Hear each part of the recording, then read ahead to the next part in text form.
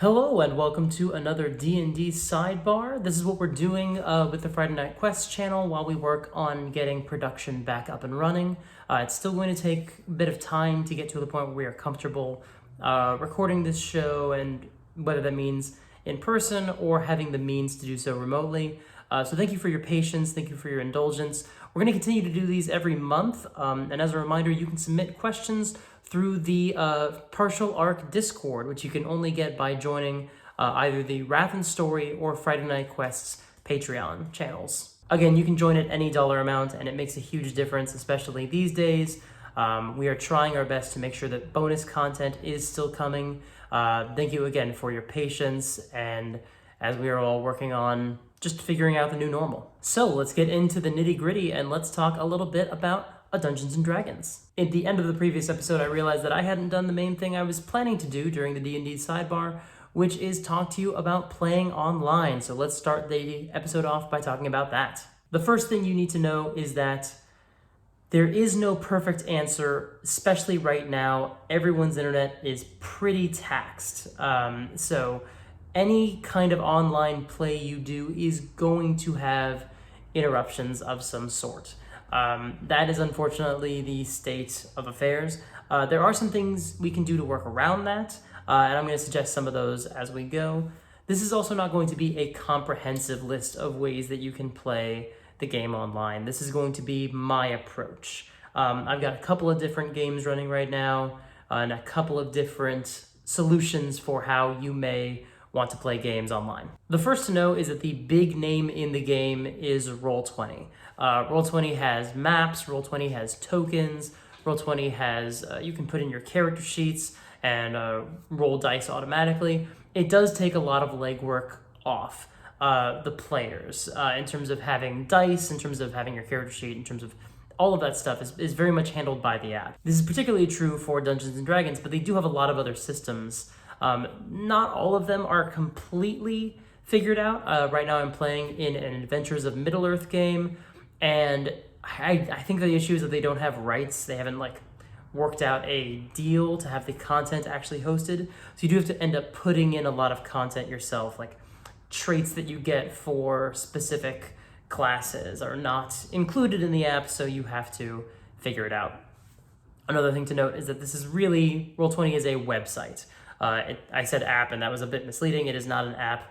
It is a website. It is an online tool. It is a resource, but you're mainly going to be using it through the online portal. It's also not how you want to do voice chat. I'm going to put that out there right now. We are going to have another solution for voice chat, but the question of whether you want to have Roll20 at all or just use voice chat comes down to whether you are a theater of the mind group or if you're okay with having maps and miniatures, or whether you require them. We talked a little bit about this last month, but I am moving further and further away from having maps and miniatures. I enjoy the challenge of theater of the mind. I am still not great at it, but I'm getting better at making sure that at least the important information players have turn by turn.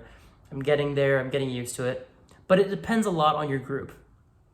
I have a group that's been playing on Roll20 for probably 5 years at this point, maybe even longer, and we are a very tactical group, and so Roll20 makes a lot of sense for us. If you are a group that has a lot of tactical players, if you're a tactical DM and you don't want to get another camera and point it at your Dwarven Forge, which is also a perfectly viable option. There are other options if you want to have a map, as long as you're willing to manage it all on your end. But the nice thing about Roll20 is that once you've put the map on the board and put the tokens on there, everyone can move their own tokens, that they can draw lines to indicate how far away things are and try to figure out whether they should try to move somewhere. They can click on something to indicate that that's where they want to go. So Roll20 does have a lot of that built in. The problem with Roll20 is it is, even in the best of times, which these are not, a glitchy, slow service. That is why we absolutely do not use Roll20's chat function, and we don't use their music function. We just don't bother with the audio at all on Roll20 because we find them to be very unreliable in that sense. It's not unusual for us to get really long load times and potentially even for it to crash on us. So I recommend it with an asterisk. I am not a huge fan of it, but it's working pretty well for our current game. It helps that I am not running that game, so I don't have to do any of the DM prep work. That helps a lot. Currently, my brother-in-law is running Storm King's Thunder for us, and he actually bought Storm King's Thunder through the app. So what that means is that he has access to all of the maps already fitted and sized appropriately, rather than what I was doing before the in-app purchases were available. When I was running Tyranny of Dragons and Princes of the Apocalypse, I would have to try to find maps online and port them in or draw them by hand, using the tool, which is why I was having such a difficult time with it. It's really nice that, now that Storm King's Thunder is available as an app purchase before he started his campaign, it's actually very helpful for him to use that in his GMing.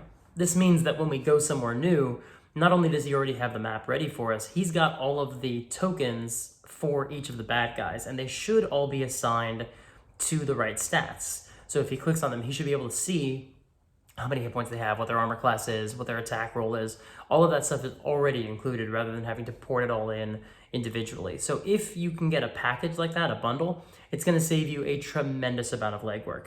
Now, if hypothetically you happen to have run a game of Princes of the Apocalypse for 4 druids, even if you were doing the in-app purchase for that adventure, I still found that I was making stuff up on the fly, having to adapt things and add things to challenge the players.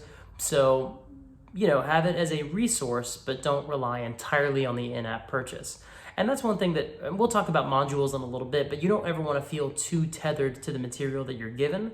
So that's definitely a concern if you're going into running a game through Roll20.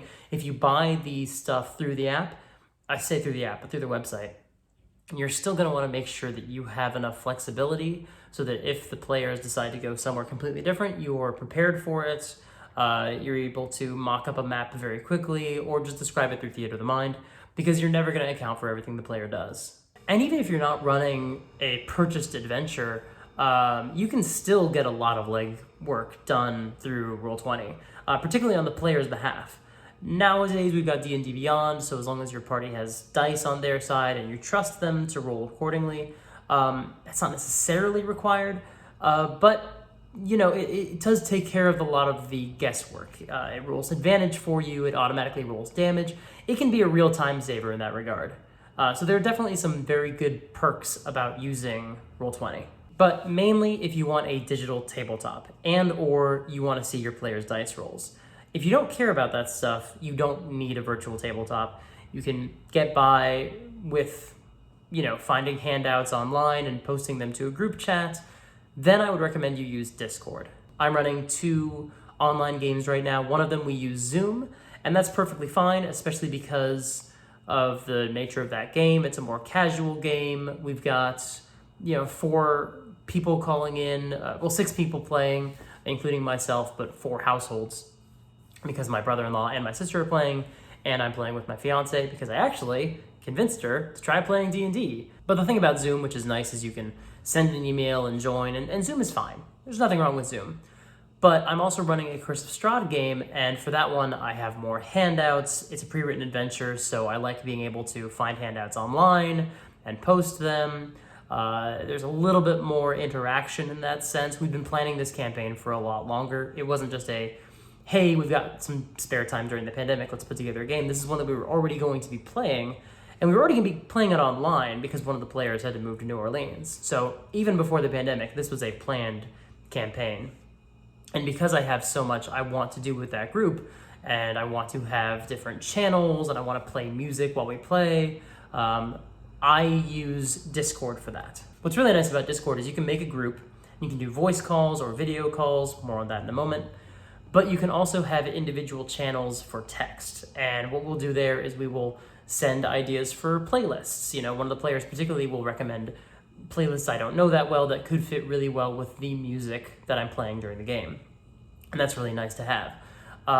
Likewise, we have a group where you can just type in inner thoughts. So maybe it's not your scene, maybe you're not the one talking right now, but it's still useful to know, as these guys are talking about how much they want to go home and escape Rovia, the barbarian is thinking that it's actually kind of nice here. I kind of enjoy getting let off the chain. So the player for the barbarian will just type that into the chat for inner thoughts, and that will kind of be a side conversation, which is really kind of cool. It's kind of like thought balloons in a comic book, which is a really nice way to do that. I've got a channel where I post handouts, and I can tab them and make sure that they are locked, pinned is the term I'm looking for, so that if we ever want to go back and look, we're able to do that.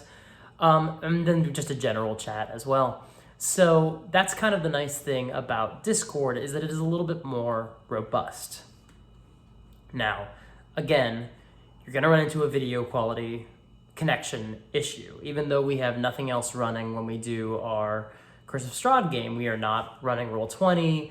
Individual people have D&D Beyond open for their character sheets, but I don't think that's that taxing on their internet. The real thing to worry about is connection speed, and we have a lot of lag. So almost every game, people end up turning off their cameras. I leave mine on because I think it's helpful for me to show physical characteristics, to show visuals of what someone is doing with their face or pointing. I could turn it off, but I think I benefit from having it on. And sometimes I do have to turn it off. But we do end up having to turn ours off a lot, mainly because of the just general internet issues that are plaguing a lot of people these days. We play on Saturday mornings, and I don't know if there's anything particular about that day, or if it's just the fact that everyone everywhere is using the internet all the time. But we end up having to turn off our cameras a lot of the time. Likewise, in our Adventures in Middle-earth campaign, we don't ever turn on our cameras. It's all through voice chat. We have Roll20 open, but we still mainly stick to voice chat. And we have fewer connection issues, but I think that's just because we do that one on a Wednesday night. That may just be the only reason why we don't really worry about issues like that. Now, let's say that you are doing Discord or Zoom. This is true for either one, but with Zoom, we don't do this as much because we tend to have both me and my fiance sitting together, both my sister and her husband sitting together. But sometimes we're recording from different rooms. I say recording because I'm so used to it because we're a podcast channel, but just forgive me. When I say recording, I mean playing remotely. I still recommend that you have headphones, and it could be anything. I happen to use this set. It's a perfectly functional, it's like a gamer headset, so you've got the mic that drops down, but you can absolutely use earpods or just regular, earbuds of any kind, as long as you've got a microphone. The thing about that that's useful is that it keeps there from being too much sound bleed. When you have sort of an echo going, where I'm talking and I can hear my voice echoing from someone else's channel, that's how I know someone is not wearing their headphones. And ordinarily, these systems are meant to cut those noises out. It depends a lot on the system. When we were using Google Voice before we moved over to Discord for our Sunday Roll20 game, we were having a real hard time with echoes and feedback and things like that for the people who didn't have headphones. Nowadays, I think everyone uses them, but even if they don't, the app Discord does a better job of masking those sounds, of sort of hiding the echoing that is built in whenever I'm talking and my voice is coming through on your side as well. Now, it does mean that if we try to talk at the same time, someone's voice is just going to get dropped. So that's why we recommend having the headphones, because that does not happen as much. I'm not going to say it never happens, because again, we are dealing with internet connection issues and discussions, but it's much more rare. And it happens a lot if you are not using headphones, because if my voice is coming through and you're talking, your system does not know how to handle it. So that's why I recommend that everyone on the call have headphones. If you are calling from different computers, I don't worry about it as much for the Zoom game because it's a much more casual game. But for the others, where I'm trying to build an atmosphere and cultivate, dread or emotional moments, absolutely headphones are essential. Now let's talk about D&D Beyond. I use D&D Beyond for our games, and I think it is very, very helpful. For the Roll20 games, we don't really worry about it. For other online games, I like being able to pop into someone's game still, pop into someone's character sheet and just quickly look, what do they have in their equipment, what's their passive perception, all that jazz. You can either do that through Roll20 or through D&D Beyond. And if you happen to be a Prime user of D&D Beyond, or whatever the term is, if you're at the premium level, I believe it is, you have access to their beta tested dice rolling feature. So if I want to roll dice through D&D Beyond, I can do that because I have a premium account. But even if you don't, D&D Beyond is still very useful. It does a lot of the work for you, especially during character creation. It is very, very helpful. And through leveling up, it's really useful. It's got some fantastic versions of long rests and short rests and spells. I think it is a better functionality than Roll20. Now, here's the problem with D&D Beyond. Right now, there is an app, and the app does not do the main thing that people use it for. The app has whatever books you happen to have access to, either through your account or through other accounts that are paired with yours through your campaign. So what's nice is that my players have access to all the books that I own through D&D Beyond. Unfortunately, it means I've had to buy the books more than once to have a digital version, but it is useful to have that ability. But the app does not have character sheets right now, and it hasn't it has never had character sheets. They keep talking about implementing them. I don't know when that's going to happen, if that's going to happen, what the timeline is. None of that has been decided. I know they are discussing it, and I know it is something they are working on, or at least they have alluded to, but I don't know the plan there. So if you're going to use D&D Beyond, you're not going to be able to use the app for the character sheets during your game. You're going to have to use the website, which isn't ideal. It's not perfect. But other than that, I find D&D Beyond to have some really good functionality. Now, here's where D&D Beyond is less useful than Roll20. D&D Beyond is only useful for D&D. That shouldn't be a surprise. That is in the title. Whereas Roll20, you can play Adventures of Middle-earth. You can play a lot of other games. You could even play, I think you can even play like poker through Roll20. It's not really what it's made for, but it has access to other games. It doesn't have as much of the information built in, but I think even something like Pathfinder you can do through Roll20, and you cannot do that through D&D Beyond without heavily making some notes to yourself about what certain things mean what, or putting in information yourself. So that would be pretty difficult to run through D&D Beyond, whereas Roll20 has more versatility there. And I also don't know Fantasy Grounds at all. I know Fantasy Grounds is another function like Roll20, so I recommend you do your research on that if you are interested in a virtual tabletop. We've been mainly using Roll20 because that was the name of the game when we started.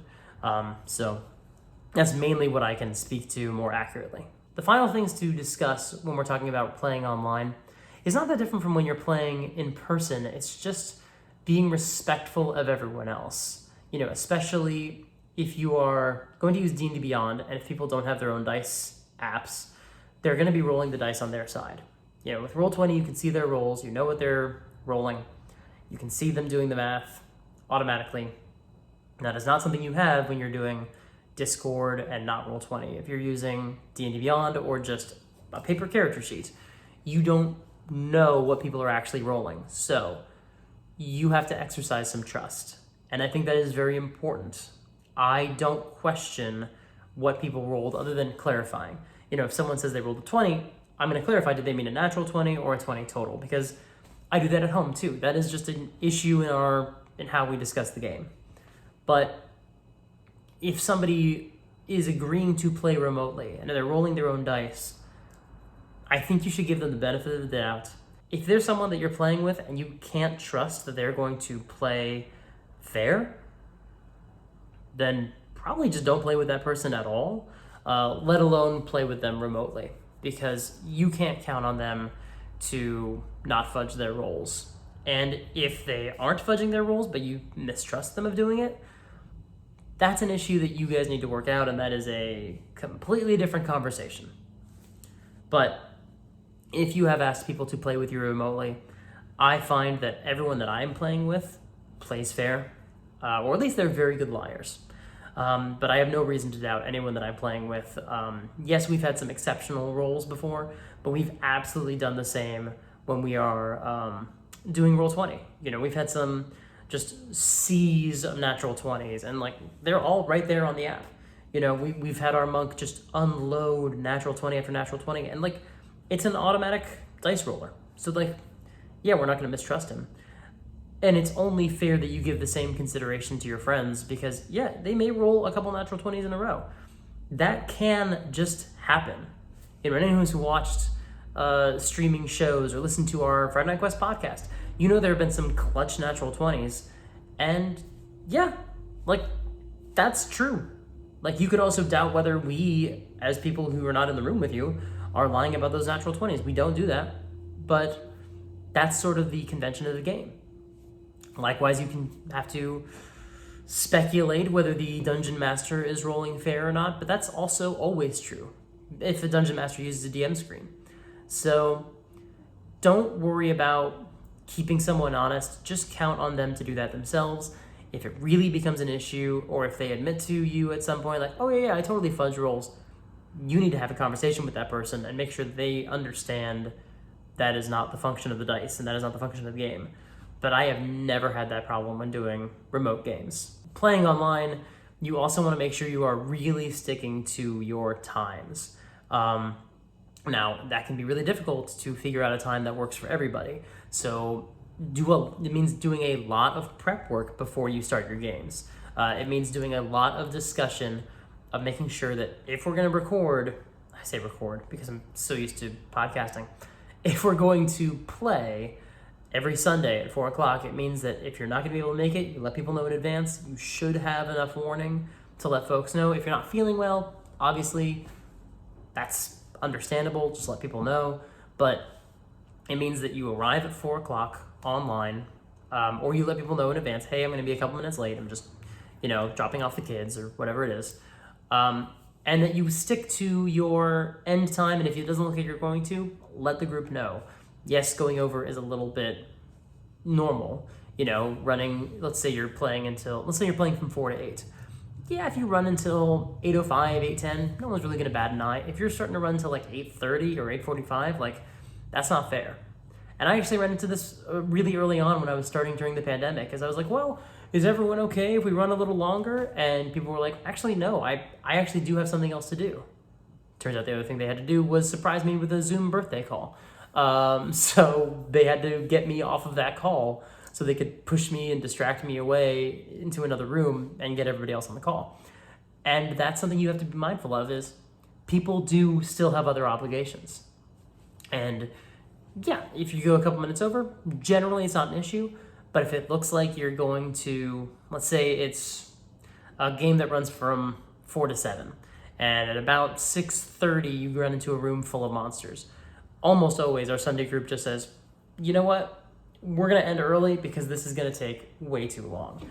And you'd much rather leave your group wanting more than less. Now, that is everything we have to talk about today when it comes to online play, but if you have any more that you want to ask us about, let us know in the Discord. We're happy to revisit this topic. It is going to continue to be a question people are grappling with. It's always been a thing that we've been talking about in the last 5 years, is people playing online and how do you find groups and things like that. I think those resources are getting much better these days. But if there's anything else you want us to cover on this topic, let us know in the Discord. We'll happily come back to it next month. Now, let's get to a couple of questions from our Discord people. The first one we're going to talk about is from Ziggy203, asking if we could discuss hit points. I've had many a tipsy discussion on what they actually mean, because for me, they don't actually mean damage. Because if they did, the PCs would be mutilated beyond recognition fairly often. So think of it more as luck/fortune. So when you're dropped to 0 HP by an attack, that's the one that hit, and almost everything before that point missed, but reduced your luck to avoid a killer blow. Maybe this works better at low levels, but how do you think about and explain the oddness of hit points? It's a really good question, and it's something that we do discuss a lot as DMs, and I've seen this discussion a lot on Reddit or Twitter. And one of the examples that I've seen is the fight between Brienne of Tarth and Arya on Game of Thrones. There's a moment during that fight when Brienne swings and Arya dodges out of the way and comes back with an attack. And I've seen it argued that that is hit points in action. Like, maybe it's not actually a strike that hit them, but instead is her using her energy. So if she has less energy, she's going to be able to dodge attacks less effectively. I don't like that interpretation, because I think of that as armor class. and I'm very specific when I talk about armor class. I will, when something hits or not, I will say like they dodge out of the way, they roll out of the way. If I were to then use that same thing and say, okay, for damage, you hit this thing, it dodged or rolled out of the way, does that mean I hit? Does that mean I missed? No, you hit, you did damage, but you said they dodged it. Yeah, they dodged it narratively, but, well, how's that different than me missing? That's one of my problems with that. Another thing is if you are, let's say you have an attack that does cold damage, and it's like or a poison weapon, how are you going to rationalize, you get hit with a stinger, you take damage from the piercing and damage from the poison. Well, if you're using the approach of you missed and you're losing energy, then that doesn't matter. In fact, any kind of damage type doesn't matter if your rationalization for hit points is they dodged but they're losing energy. Then why distinguish between bludgeoning damage or piercing damage or slashing damage, let alone between cold or poison or fire or thunder? So the way I explain it is that, yeah, you got hit and you have to shake it off. And that comes down to how you approach your game and how you approach the mood.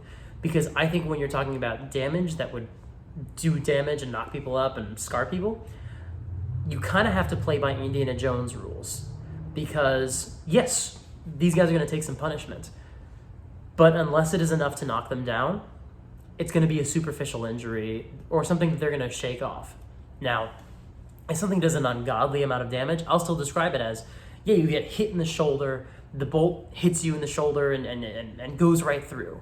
Because you can do that and still fight.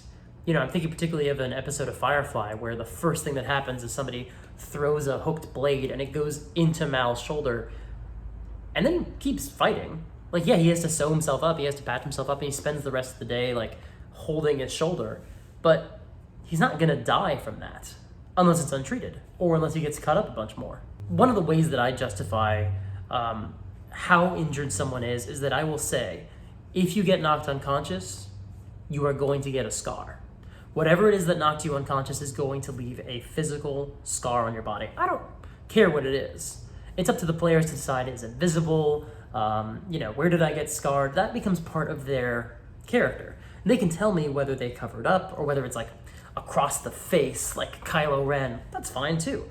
But that's my way of saying this is something that is going to leave an impact. And magical healing, yes, it's going to remove any effects. It's going to keep it from, being this open, bloody wound that you're going to deal with for the next several weeks. But the healing is going to be only so strong. You are going to have some sort of scar. So in our Curse of Strahd game, the whole group got hit by a lightning bolt spell by some hags, and almost all of them dropped unconscious. So they have agreed, like, yeah, we have those sort of lightning style scars, not like a lightning bolt on their forehead, but the thing that happens when you get hit with lightning and then it goes out the other side, like they then can tell us, like, the barbarian's like, yeah, it's on my arm. Cool, it probably will not matter. They are probably going to forget it's there, but we know. So if I mention, oh, some character is looking at the lightning scar that you have, they'll remember, oh yeah, that fight, and that fight will come back to them. They will remember how they got that scar, if I've done a good job of prompting them to describe it after a fight. If I haven't, then it may take some reminding.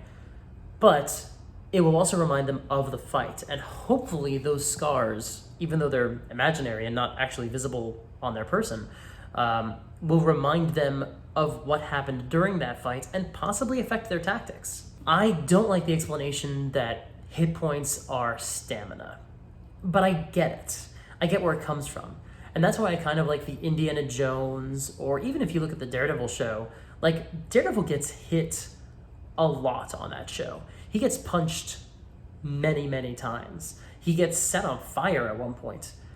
He doesn't die from those. He doesn't even get scarred from them. He will have blood coming out of his mouth, and then in the next scene he'll be mopping it up, and then he'll be bandaging it, and then he'll just be bruised. And that's totally fine. We don't question, in most cases, how Daredevil can then go out and punch people some more the next day. We accept that he's pushing himself beyond what he should be doing, but we also accept it's a superhero story. And I think that's an element as well with D&D is, and this is where the question kind of comes in, is how much do you want your characters to feel like superheroes versus real people? That is why Game of Thrones, in the early seasons, it was more like, oh, Ned got hit in the leg with a spear, and he's down. That was the hit that landed. Everything else he avoided, but it still taxed him. But that's kind of why Game of Thrones, one of the reasons why you wouldn't be able to transplant that story very cleanly to D&D. And in the later seasons is when you get a better approximation of it. Because yeah, people are going to take some hits and then shake them off, because that's the narrative escalation of storytelling. It's also how that show devolved, I guess you would say, where it was much more an adventure fantasy show. It's also different when you're looking at actual actors or reading about their exploits in a book versus when you're playing as them, and there's no author to say, hey, this is the moment when this person gets hit and it's dramatic. Like, this is decided by dice. So the hit points are an approximation. And the way I like it is that, yeah, these are going to hit, but you're going to shake them off. Yes, realistically, you would get infected, but, like, why? Like, if you want to do that in your game, absolutely. But really think about what that means. Think about what you're saying to your players is, you are not heroes. You are fragile people. So aside from just the logistics of, if hit points is dodging, then why are there different types of damage, and what does it matter? And instead really think about, like, what does it mean if you're saying you can't take a hit? You're saying you're a glass cannon. And that's true for wizards, but why should the barbarian not be just fully taking arrows to the chest? Why shouldn't they feel like the Hulk? Like, yeah, let them have that cool moment of getting a dagger in their shoulder, looking down at it and going, tickles. You're robbing your players of the possibility of having that cool moment. Now, not every group is going to take that. That's not how everyone plays. But that's my thinking for Dungeons & Dragons. Now, this is something to consider with a lot of games. And every game you should really evaluate, what does your health mean, and what does damage look like? To the point where some games have a completely different model. The superhero RPG Masks, which I'm really itching to get another chance to play, you don't take damage because you're not just superheroes going out and doing stuff. You're superhero teenagers. So the damage and impacts you take affect your personality and your mood. You know, you will lose connection with humanity and think of yourself more as a monster, or you will lose your connection with your friends and think of yourself more as a loner. And there's these sliding scales, almost like hit points, where certain things are more powerful based on how low or how much sort of emotional trauma you've taken. But if any of your stats reach a certain threshold, it's like, I think 3 of them have to reach like their highest or lowest value, you are incapacitated. And somebody needs to spend their turn to rally you and motivate you and get you back on your feet and get you thinking of yourself as a person again. That's a really interesting way to think about damage, where hit points don't enter into it at all. It doesn't matter if you're going to get killed or not. It super doesn't in that game. There are exceptions, but generally that's not a combat game where you worry about taking damage. You worry about taking emotional blows. So it's worth a discussion, but I think for D&D, you just have to find a way to narratively say that these are either glancing blows, or if you say like, hey, I did 20 damage to you and you got 30 hit points, like, yeah, you can say you got an arrow in your gut, but just say that you guys patched it up later. You guys are very, very good at field medicine. And that's sort of the John McClane, Indiana Jones model, because that's kind of the mentality that current D&D applies to wounds like that. Or you can just say that the armor blocks it, but they're taking bruises underneath their skin. And that's kind of a good middle ground as well, where the armor is still taking the hits. They weren't able to dodge them, but every hit that they take is actually like weakening them and slowing them down. The tricky thing about that is that you actually are not any worse at fighting if you have 1 hit point versus 90 hit points. Like, none of your powers change. This isn't 4th edition even, where you get these power-ups when you lose hit points. It's just a cosmetic thing. Yeah, at some point you are going to go down. So that's why I understand the appeal of this is the hit that lands.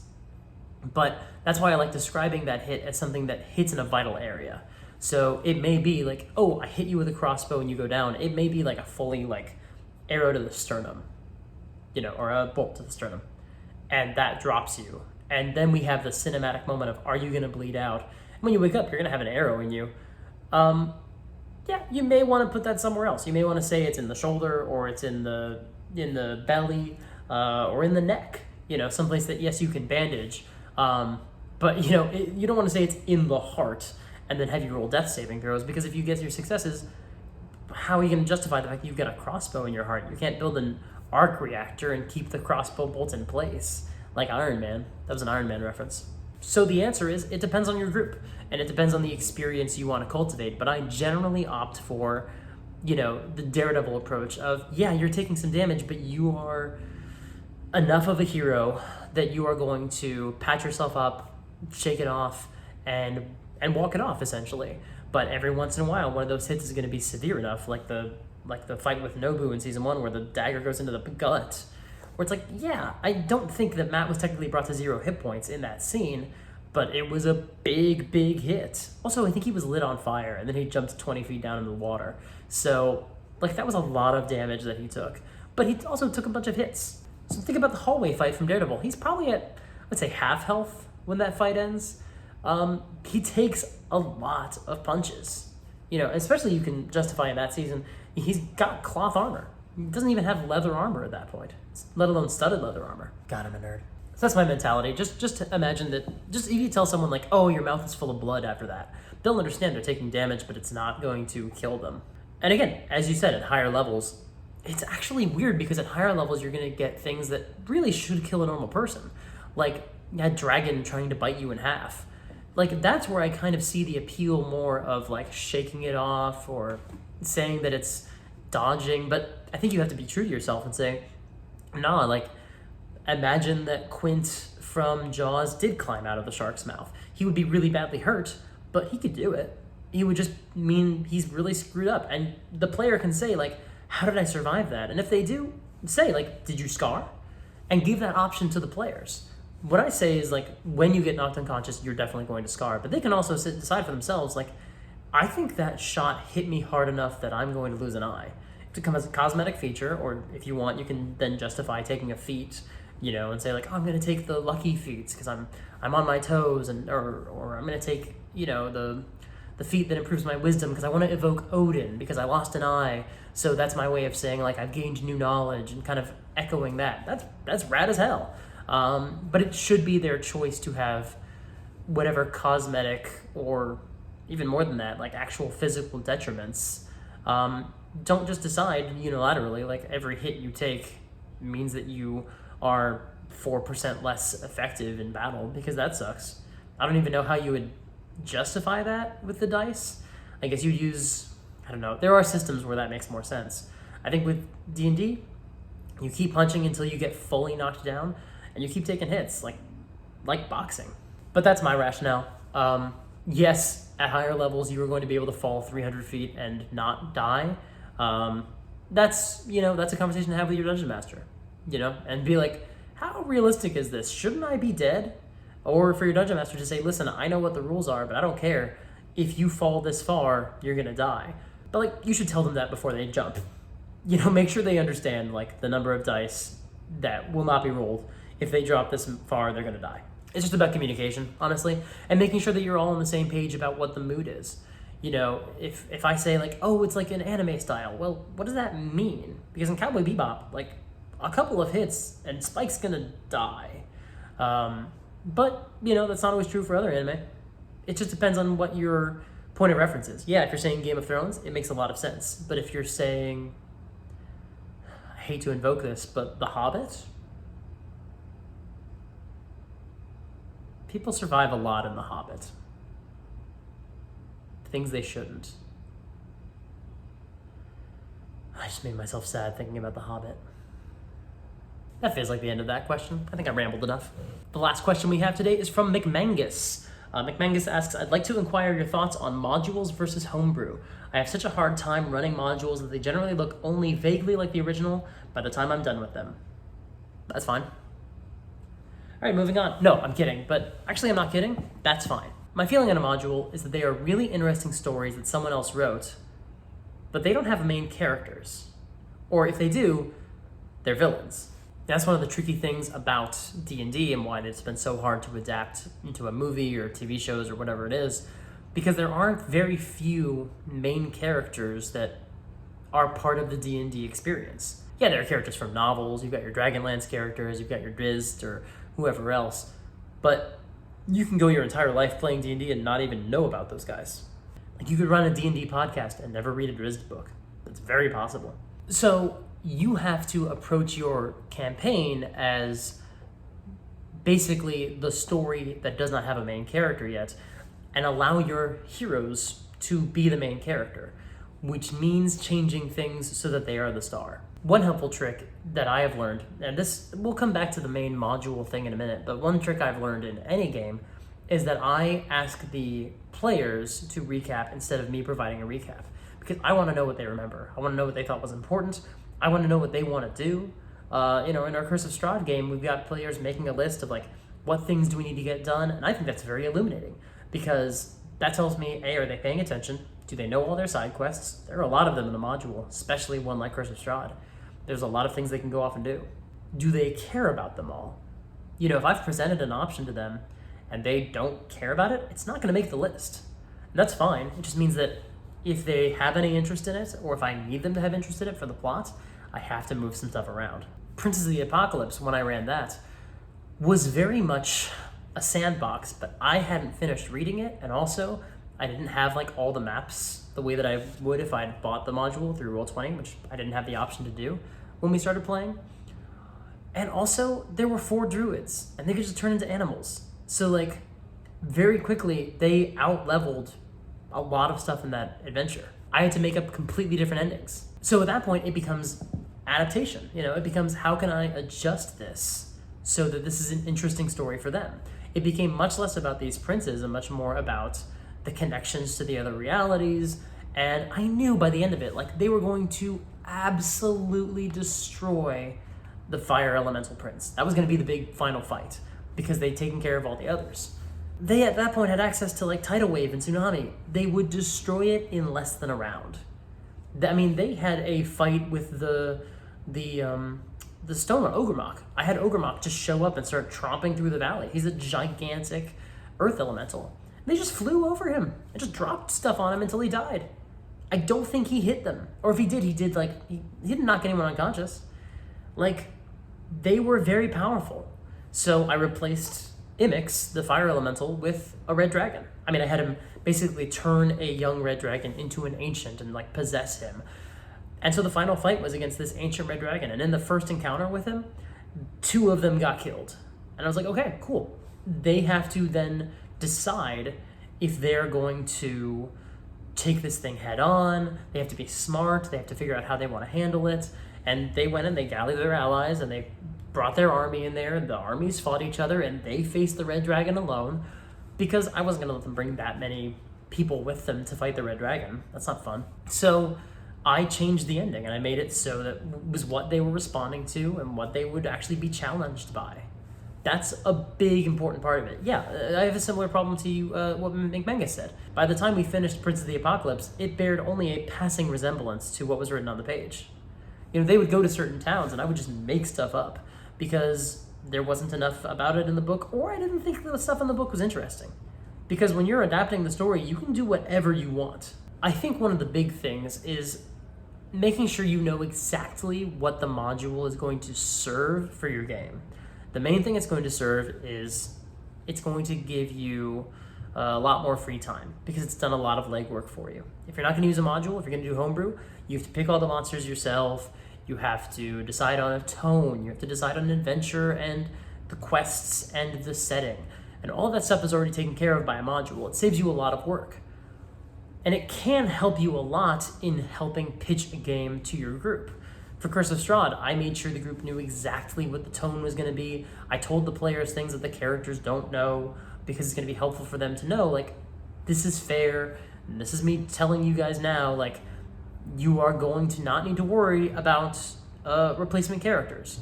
Curse of Strahd is not a system where we can just say, like, and then someone else shows up and it's a new character. Like, no, we're going to figure out a way that if you guys die, to narratively make it make sense and have you guys not have to just roll up someone new.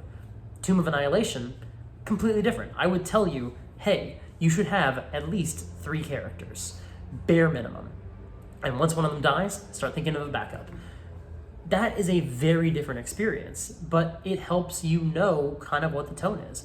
That's why I'm sort of like, I probably wouldn't run Tomb of Annihilation as is. I would borrow from it pretty heavily, but I don't think I would just run it in that same meat grinder mentality, because that's not the experience that I want to cultivate. Unless that was the whole goal, in which case we could just do Tomb of Horrors. It's a much shorter commitment of time. The benefit of a module, in a lot of ways, isn't just the free time, it's also building a community language. It's really cool being able to say to other people, hey, I've played in Tyranny of Dragons. What did you guys think of this character? But everyone's going to have a different experience. Everyone's going to have different reactions to these people that you interacted with. Maybe you hated the guy, or maybe you liked them. These NPCs that are iconic, maybe I changed all their names, so you're not going to recognize them when they're described in someone else's game. In the case of Curse of Strahd, the one that I'm currently running, I read through the entire thing before I started. I also played in it, so I have a very good sense of how it felt to be in the game.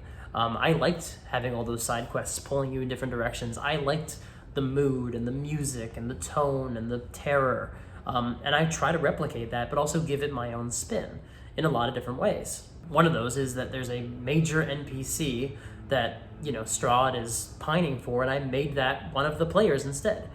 Because now it's not an escort mission, now it's someone targeting the group, and it gives them much more of a emotional reason to care about what Strahd wants or what he does. That was me saying, I want these characters to feel like the main characters. I don't want them to just feel like they've been slotted into the adventure. I want it to feel like it was written for them. I do that all the time, especially with this adventure where it's such a personal horror story, is I'll look at these characters and say, what would challenge them? One of the things I like to do is say, how are these people going to be affected, and what pressure points can I hit?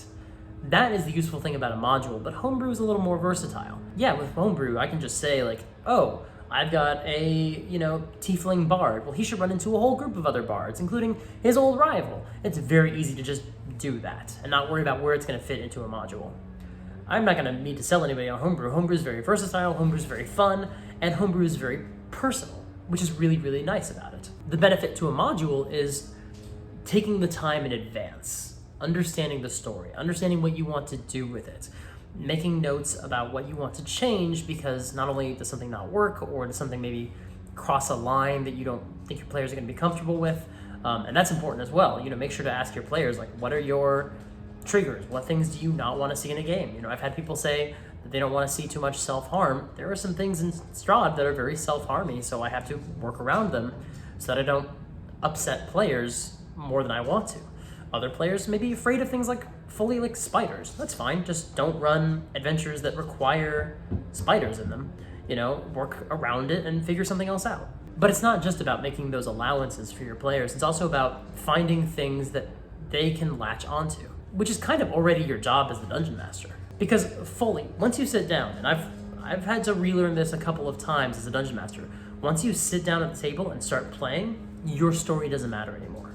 What matters is their story. That's true for a module as well. Honestly, once they start talking, if they say, we don't want to go there, we want to go this other place and check it out instead. It doesn't matter if that thing is in the book, or if it's too high level for them, or even if there's no detail about it at all. You have to honor that.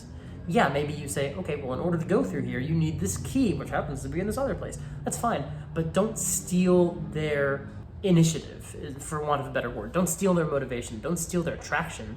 Don't steal their momentum. If they want to do something, honor it. Whether it's in the book or not, doesn't matter. And yeah, McMangus pointed out, when they're finished running an adventure, it looks unrecognizable. My question in response would be, did your players have fun? Because if that's the case, it doesn't matter. It absolutely doesn't matter. Prince of the Apocalypse, I took some big creative swings. So far, Curse of Strahd, I've been honoring it pretty faithfully, other than making some changes that I knew I was going to make when I started running the game. But there's going to be some swings. I'm not sure what they're going to be, but they are going to come. Part of that as well is that I'm very invested in the subreddit for that adventure. So I'm seeing a lot of things that other people have tried. I'm saying, yes, I like that, or no, I want to try something different. that's fine as well, being open to change, looking at the community for suggestions or advice, but honestly, none of that matters if the players don't care. Did your players enjoy the campaign? Because if they did, it doesn't matter what it looks like when you're done. And with that, I think we're going to call it a day. As always, this video is going to be available on Patreon first, and then it's going to be available on our podcast feed. So if you want to hear it earlier, and also if you want to see the video, you can do that by being a Patreon backer. Specifically of the $2 a month level, that's how you get access to bonus content. Like we said, if you want to submit questions, we only take those from the Discord, which is only for Patreon backers. You can go ahead and start submitting questions right away for our July episode, and we will have that video up next month. Once again, we want to thank you for your patience. We are trying to figure out the best way to get our shows back up and running. Wrath and Story, we've already been making some steps. Friday Night Quest is going to take a lot more time to figure out the best way to get us back up and running. So this is going to be the future of Friday Night Quests for probably at least a couple more months as we figure out what Friday Night Quest looks like in the new normal. Hopefully we can all start recording again together soon, but a lot of that depends on the issue with COVID-19, and we don't want to push anyone beyond what they're comfortable with. As we've discussed before, Jay Jones has a baby, a very young child. And I particularly have a lot of people in my household that have respiratory conditions. We don't want to do anything before we are ready, before we are sure that we can do so safely. So we are trying to figure out the best way to do that, and thank you again for your patience and your indulgence. We've required getting some new equipment and figuring out how to do remote recordings, but hopefully we can have more info on that soon. But until then, continue to submit questions. Thank you so much for listening, and be safe, especially if you are at home or you're out protesting. Either way, please be safe, wash your hands, and we love you. Bye.